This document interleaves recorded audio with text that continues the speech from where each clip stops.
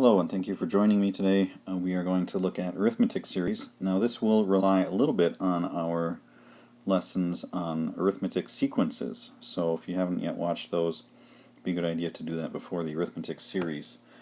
Example of a situation where we could use an arithmetic series if we have, in this situation, first 4 rows of chairs are shown, seating patterns to continue through 20 rows. Question, how many chairs will there be in all 20 rows?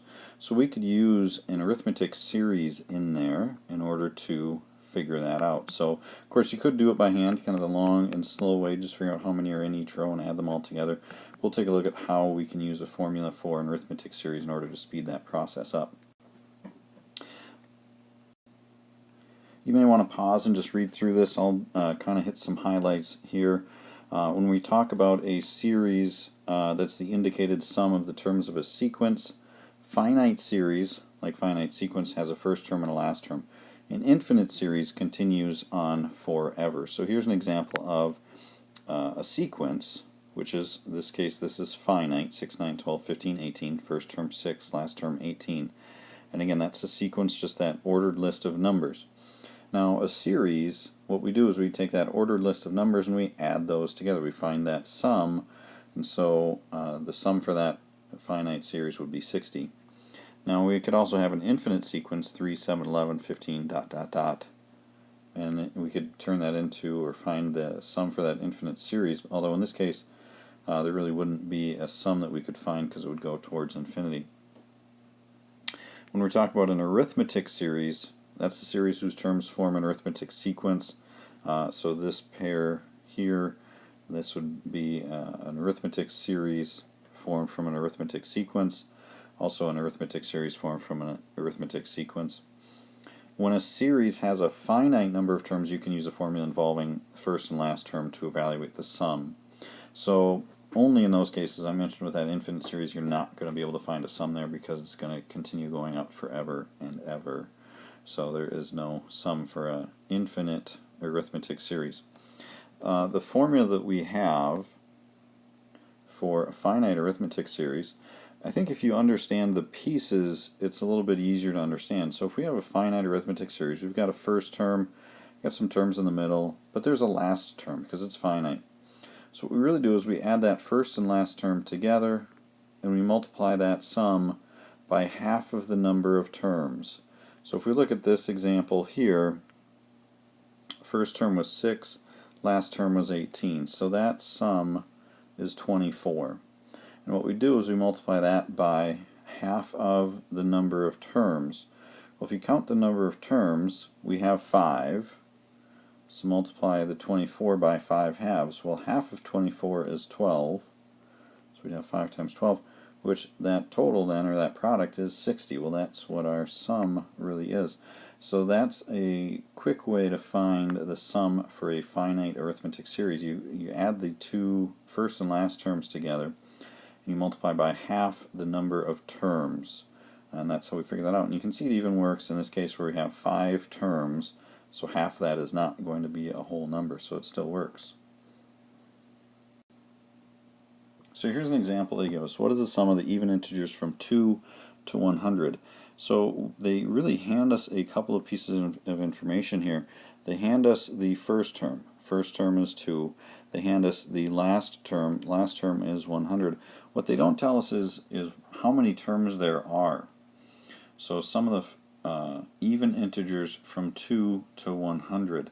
So really, if we're looking at that, the beginning for this series would be 2 plus 4 plus 6 plus dot dot dot, and we'd go all the way up to 100. Well, our formula requires that we know how many terms are in that series. So we go back to our arithmetic sequence formula, which in this case we can see that the common difference is 2. The first term is a sub 1, and so we could write a explicit formula for this, arithmetic sequence related to this arithmetic series. So we would say that a sub n equals that difference 2 times the term number n, And again, our difference is 2, so we'd have to back it up 1. So just to emphasize that we figured that out, would be 2n plus 0. And then using that formula for the arithmetic sequence, we could say, okay, well then, what term would 100 be? And so we could figure out that 100 would be the 50th term. And again, that counts how many terms there are, starting from the first term at 2 to the 50th term of 100. So really we figured out there that the number of terms would be 50. So now I can use my formula where I take the number of terms, cut it in half, and multiply that by the sum of the first and last terms. And so we end up with 50 over 2 times 100. Oops, I would say 102. And so we'd have that there. Let's see, I don't have a calculator handy, so I'll just leave it to you to figure out what that product turns out to be. Again, a few different ways you might go about doing that, but that would be the sum for the first, or for the even integers from 2 to 100. So here's an example of a problem for you to try. So again, if you want to give that a shot and pause, then I'll go ahead and do this one so you can check to see if you have the same answer as I do. Alright, so looking at this one, 4 plus 9 plus 14, again, they tell us that it's a finite arithmetic series. Similar to the one we just looked at. Again, I would first want to figure out, well, we could start with this. I know the first term is 4. I know the last term is 99. What I don't know is how many terms there are. So I'd go about trying to find that by writing explicit formula for this arithmetic sequence that would be related to this series. So that formula again starts with that nth term equals the common difference, which if you look here, the common difference between those, it's always going up 5, so 5 times n. And then again, the way I like to figure this out is if I were to back up 1 from my first term, then my 0 term, which doesn't really exist, would be negative 1. So I have to go 5n minus 1. That way you can see when n is 1, you plug a 1 into here, we have 5 times 1 minus 1 would be 4. When n is 2, you'd get 10 minus 1, which is 9, and so on. So that's the formula we use. And then we use that to figure out, well, what term is the 99th term then? 5n minus 1, so we add the 1, we get 100 equals 5n. So divide by 5, we figure out that n is 20. So we can figure out there that n is 20. That gives me all the information I need in order to plug in my formula. And again, I highly recommend thinking of this in terms of what these actually are, not in terms of n's and a's. So we start with half of the number of terms. So in this case, 20 over 2, which would just be 10, so not too bad. But then we do the first term plus the last term. So again, not hard to remember that in those terms, I don't think. And so we end up with 10 times 103. So even without a calculator, I can add a 0 to that. And we can see that the total for that series would be 1030. Here's another example with a little bit of an application for us. So let's see, company pays a $10,000 bonus to salespeople at the end of their first 50 weeks if they make 10 sales in their first week and then improve their sales by 2 each week thereafter. One salesperson qualified for the bonus with the minimum possible number of sales. How many sales did the salesperson make in week 50? And how about in all 50 weeks? So a two-part question here, and we kind of need to figure out one to figure out the other anyhow. Let's see, let's start with just looking at what the sequence would be. So if they make 10 sales in their first week, and again, it said he qualified with the minimum, and then improve by 2 every week thereafter, so 12 and 14, and then all the way up to his 50th week. So we'd want to figure out how much he'd sold in the 50th week. So let me write an arithmetic sequence, or an explicit formula for an arithmetic sequence to model that. So my nth term would equal the difference, which is 2 times n. And then again, if I were to back it up one step, it would be an 8. And again, that 8 isn't really there. Okay, so pretend it's not there. But that's how that works. So again, first week we get 10. 2 plus 8 is 10. Second week, plug a 2 in here, we get 4 plus 8 is 12, and so on. So that's our explicit formula that works for this. Now we're curious about what happens in week 50. So we'd be looking at really a sub 50 is going to be 2 times 50 plus 8. So a sub 50, or that last term, would be 108. So my dot dot dot goes all the way out to 108, and that's the last week, and then they get the bonus. So now I really have everything that I need to know in order to write my sum formula for this finite arithmetic series. I need the number of terms, which, again, they pretty well told us was 50. It's for 50 weeks. So 50 over 2, and again the 2 doesn't change, it's always 2. And then the sum of the first with the last. Again, you could reduce the 50 over 2 to 25, and then we'd have 118. Again, so a calculator could tell you that pretty quickly for total number of sales. And we already figured out week 50 was 108, so that's one part they wanted. And then just 25 times 118 for number sold in all 50 weeks. Here's a similar one for you to try. It's an alternative bonus plan. So they pay $5,000, which again we don't really use, I suppose, if they make 10 sales in the first week and then improve by 1 sale per week. So kind of the same, but only improving by 1. So again, I'll let you work through this one. So if you want to pause the video and give that a shot, and then I'll go ahead and work through it, and you can see if you got the same work and answer as I did.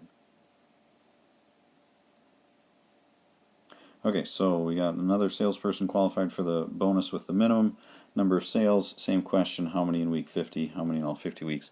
And I'll start off the same way, looking at what the sales would look like. What would that arithmetic sequence look like? So just improve by 1 each time, and again all the way out to week 50. Again, you may be able to look at that and figure out what that's going to be. I'm just going to go ahead and write a sequence, explicit formula for the sequence anyway.